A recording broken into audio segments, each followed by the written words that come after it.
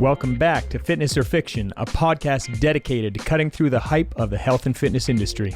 Every week, we dig into a new topic and help you wade through the real information to make solid decisions on your fitness journey. Boom, we are live. Welcome back to Fitness or Fiction. I'm joined by my co-host, Senator Curtis Howden, and today we are going to chat a little bit about prenatal training. Well, thank you, Mayor.Berge. Not because Curtis is expecting us, no conversation. I'm not expecting, nor will we again. We're done. We have 3. We're happy. We're gonna. I'll stay. I'll hold. Yeah. Mm-hmm. I also like to live dangerously. I am expecting, though. Yeah, you are. Yes, congratulations to you. To me. And Diane, she's the one who has the stuff going on. Yeah, she's going to bear the burden of that one. I've got the easy life right now, just chilling, still exercising, looking jacked, you know. Yeah, I get it. So, I wanted to talk about this with you, obviously. I've done a bunch of research on it already, but I wanted your brain to kind of confirm some of the information, because there's a lot of information out there that I was going over, and a lot of it I felt like some of it was contradicting itself, and some of it was very hand-holdy. Like, some of it treated pregnant women like everything you need to do is like walking on clouds and be super safe. And so I think it's a reasonable thing to talk about where we start when we're discussing how to train a particular population. And I can speak from experience that if somebody wants to approach me that I need to be walked around or, walked on eggshells around, or I'm to be pitied, like, oh, you have this, so you need to, it's very, very scary. Like, I don't think that's a great position to approach somebody from. Somebody who's pregnant, they aren't sick, and they do have a few things that you would want to pay attention to, particularly more things to consider, but the presupposition that exercise is dangerous and risky is a problem for me in this conversation. I'm just going to put that out there right away. Mm-hmm.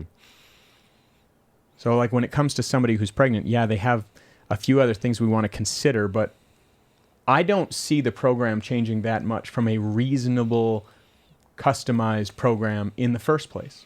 Yeah. Take where you're at and develop something that's comfortable for you to get to your end result, which in their case is, it's more concerning to try to keep you where you're at and keep your fitness level relatively consistent than trying to increase. So I would say that's something that we could say is a relatively good goal. Whew. Yeah. So that's what I've been kind of focused on, essentially. To me, it was been, now might not be the best time to start pushing 1-rep maxes and trying to take your fitness to the next level and start throwing in things that are uncomfortable and, potentially carries more risk. But I would say, or at least what I've said is whatever your average has been for the last 1 or 2 years, if you've been a regular gym goer doing resistance training or whatever you've been doing in that average is kind of your probably relatively safe to continue doing that between a 60 to 75% rate of perceived exertion, RPE. Oh, yeah. Data and things. Indeed. Yes. So, yeah, when you're feeling good, and obviously, taking in consideration the different trimesters. So you have your first trimester, second trimester, and third trimester. In the first one, I find, obviously, my wife has been much more sluggish in the first trimester. So part of that was just trying to honestly just get the juice to do a little bit of the workout and just honestly survive it more so rather than trying to push through it. And then in the second trimester, she's gotten more energy and she's not very large yet. So nothing's really holding her back too much. We're not really focused on, again, maximum heavy lifts with crazy amounts of core bracing, but it's just been, Diane's been privy to resistance training, just your general foundational, squat, deadlift, bench, things like this. And she's able to execute them all with ease relatively to her 60-70% effort. Yeah, I think the best thing to talk about when it's we're talking about pregnancy, just talking about in general, exercise is not a dangerous endeavor. It can become that way, but it takes some effort to get there. So I think it's fair enough to just say there are 3 different phases of pregnancy. We can break it into trimesters, and that makes sense. And each one has its requirements. But the act of giving birth is a relatively athletic endeavor. Mm-hmm. Like the amount of strength that it takes for women, I have endless appreciation for what women do. Not only in the idea of the birthing process, but what they have to give up for their body. Not only their image, but all of the things that have to change previous and post, and the speed that happens. It's amazing. But instead of treating women like they're sick, I think we should be treating them like we're prepping them for a particular event, and we can actually go after that. It's like, okay, we want to maintain a really good level of fitness while really minimizing potential risks. So I think it's fair to just talk about, before we get too deep, to just talk about potential risks. Yeah. So potential risks. You are growing a baby. What's the first risk that you would be worried about? The easiest thing to cause problems. Hurting said baby. Yeah. Some kind of trauma to the stomach. Yeah. 100%. Exactly. So, no Muay Thai, obviously. Yeah, we probably shouldn't do... No knees to the stomach. Yeah, probably shouldn't do like we did in our reel a couple weeks ago. That'd probably be ill-informed. But when we look at it, it's like, okay, so impacts. What are things that can cause potential impacts? Undue balancing events. Fair. Like, I don't think that a reasonable program is going to have a lot of that in it anyways. Yeah. For the most part. A lot of jumping around, like box over burpees or bar over burpees. There's the risk of tripping and falling, and that's something that we don't want to really get into. Yeah. So that's fair. You know, contact sports is something you'll see on a lot of the pre-pregnancy lists and all that sort of stuff. Yeah. Scuba diving. Like, I think that's pretty reasonable. It's like, well, listen, just understand you've got more on the line now. That's fair, right? Yeah. Yeah, so just like general plyometrics as well, like anything explosive, adding speed to things that is going to offset balance and just minimizing trauma and explosivity. Right. And then maximizing comfort. And that doesn't mean like, oh, you can only do this very bare minimum exercise. I've trained many women to their pregnancy, and my client Brandy, shout out to Brandy, I trained her through her pregnancy, start to finish and afterwards, and she was awesome. She worked really hard through her pregnancy still, and you know, it was well within her purview, well over what the average person would consider a reasonable workout. But after she gave birth, they're like, that was actually quite the athletic endeavor. You did awesome. I can tell you train. And that for me was awesome. Yeah. So I just wanted to highlight that like a couple minutes back when you said like training during your pregnancy is like training for like an athletic event, you know, like people put in juice and like work being like, I'm going to run a 5K. Like when women get pregnant, it's like, this might be a little more intense than a 5K, you know? Yeah. Well, yeah. And it's crazy to me that it's like, oh, back off. I'm sick now. It's like, no, you're getting prepped for something that is going to be intense, significant. Yeah. So I think that it's really important to give them the respect that they deserve. A, you are an athlete on a certain level right now. B, what can I do to best maintain where you're at while minimizing risks? Mm-hmm. So the first risk that we talked about is like impacts and falls and things like that. That's fair. The next thing that you'll run into these things like contact sports and scuba diving and all this crazy stuff. But I actually think that it's really important to just take an account of where that person's at. Yeah. So Kaylee, I trained her through both pregnancies, and she was a champ. She could still do a single chin-up into her 3rd trimester. Yeah. Which is something that you would see contraindicated for the average female, but she was able to do like 10 in a row at the beginning. Prior. Yeah. And when you start adding like 20, 30 pounds, then all of a sudden, of course, chin-ups are harder. And she wanted to still do that at least once in her 3rd trimester because it was a goal of hers. That's not something that we really focused on, but I wasn't really worried about her doing it either. It wasn't like maximal effort. She probably had more in the tank. She just wanted to do it. Yeah, that personally, just like me thinking about that, I would still just be worried more about the core bracing in a chin-up more than anything. Because like there's a fair amount of core bracing. Like my core gets rocked when I do chin-ups in general. Totally.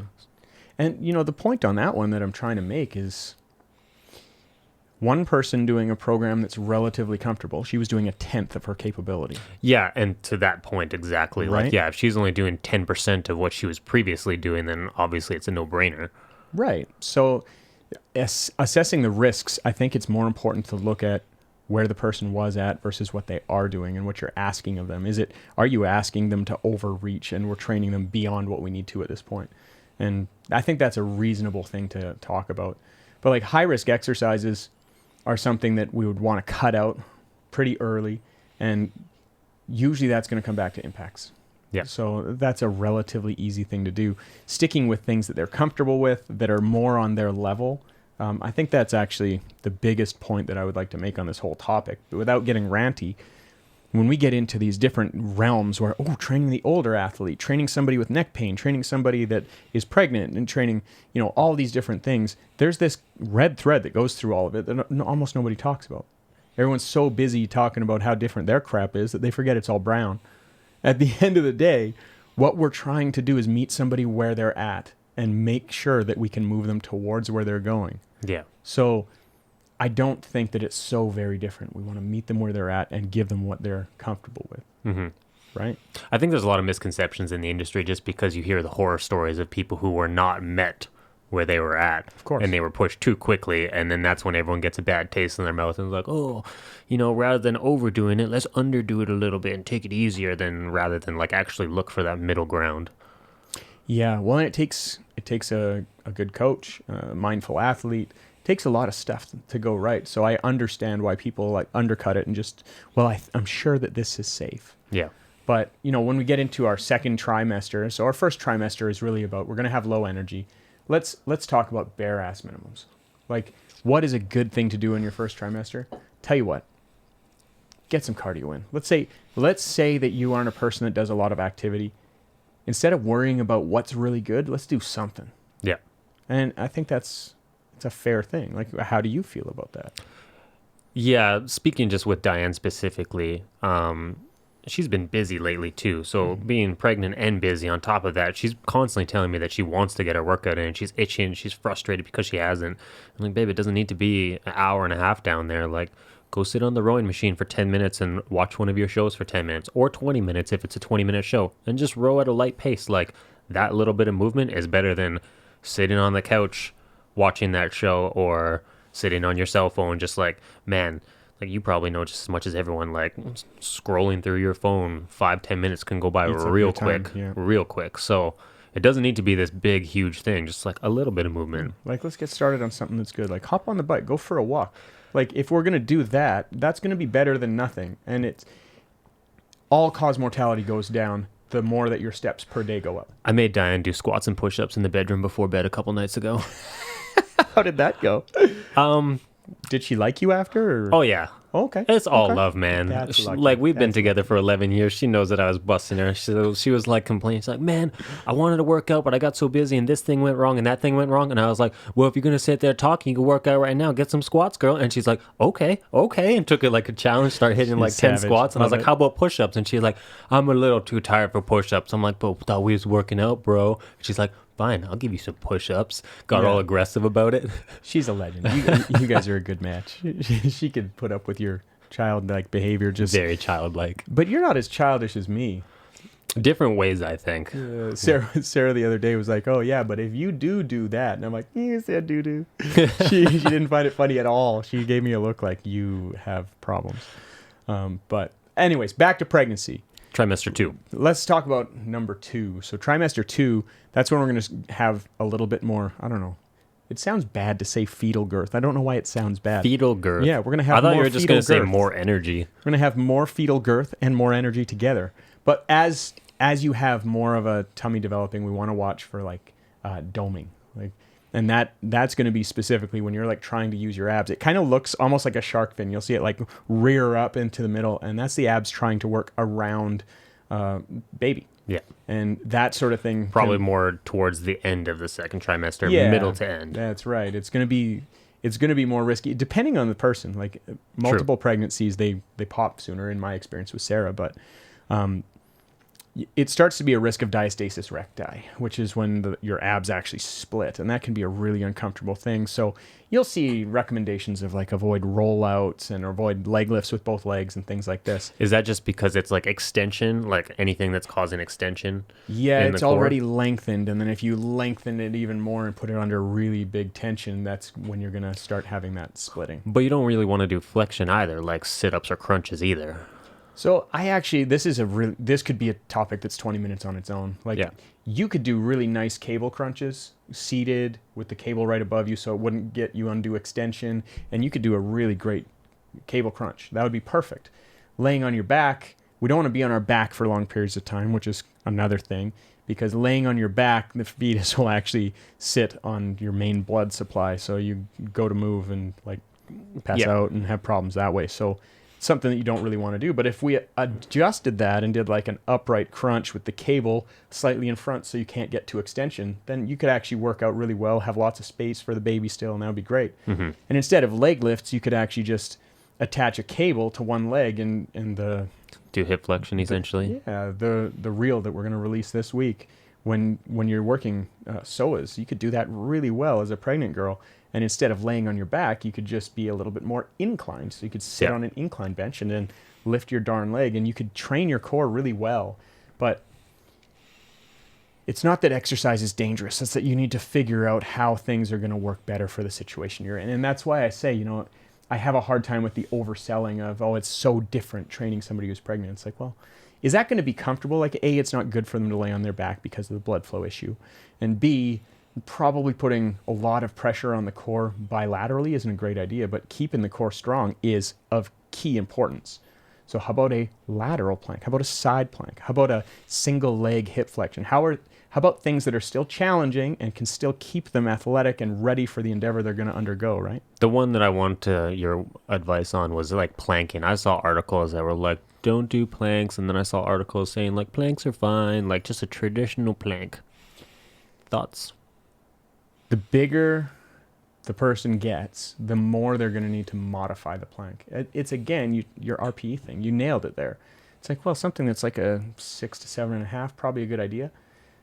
For the average person that's pregnant, they're going to have different heart rate, different blood pressure, and they've got a lot more weight in their midsection, right? So, A, we don't want to put the abs under undue load. That's fine. Do a plank from your knees. You can decrease the intensity of it, probably feel great. Or like an elevated plank, like hands on a bench. Totally. And then you could add in like a mountain climber style variation, like pulling Totally one you leg could. in, pulling in other leg. Totally you could. But you'd want to make sure that they're breathing well. You're going to want to make sure that it's within rate of perceived exertion that's reasonable for them. Yeah. Kaylee did renegade rows pretty much through her whole pregnancy. Kaylee's a monster though. Yeah. When I first started training her, she wasn't. But like the level she was at when she got pregnant, she was a monster. So like she did deadlifts pretty much her whole pregnancy. People say to be careful of a lot of like ballistic movements. And I'm like, well, I don't know why you'd do much ballistic movements anyway, but as their hormones change, they're going to have more lax joints. So you're going to want to give them movements that are more in a controlled environment. Ballistic movement being like anything dynamic, like leg sweeps or wild shoulder circles. Yeah, it comes down to a bunch of the like jumping and dynamic stuff that you see, like doing lateral jumps and things like this. I don't know why that's super necessary. Slapping your husband. Yeah, like the endeavor of having a baby isn't going to involve jumping around. You're going to probably be either squatting all fours or on your back, which is probably the least conducive. But anyways, it's not going to involve jumping around to get the baby out. So we probably don't need to train that way, right? Yeah. So, but other than that, it's when you get into your third trimester, the conversation doesn't really change. It's like, well, continue to adjust based on what the person's dealing with. Make sure they're breathing well. Make sure you're not working too hard. Make sure you're avoiding a few positions that are no good. So that recline position or laying on your back position are probably not great. Yeah. And if your stomach's just huge, it's just working around said huge stomach. Maybe That's you're right. not doing barbell deadlifts anymore because baby's in the way. So maybe you need to adjust in for something else, Yeah. like a suitcase style deadlift. Yeah, use a dumbbell. It's fine. Yeah. So, but at the end of the day, I think what's most important about pregnancy is that moving is good.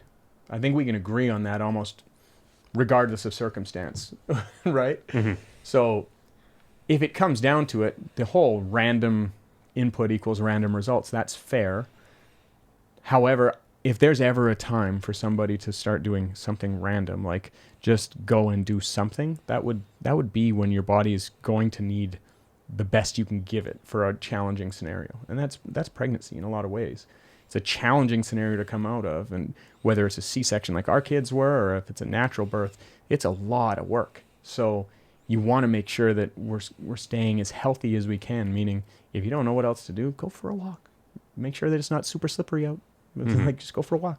Yeah, get some sun. But end of the day, for me, it's like any custom program. Meet the person where they're at and make sure that your directionality is where they're trying to get to. And with pregnancy, it is more of an athletic event than people give it credit for. This is not all about being gentle. It's okay to work hard, but we want to be in the right positions with the right selections of exercise. Like a nice braced single arm row is a really hard exercise to be like, no, that's too bad. Like, that's too hard. It's like, I don't know, man, you can work pretty hard on that one and it'll be good for you. Yeah. So cool. That's prenatal training wrapped up in a bow.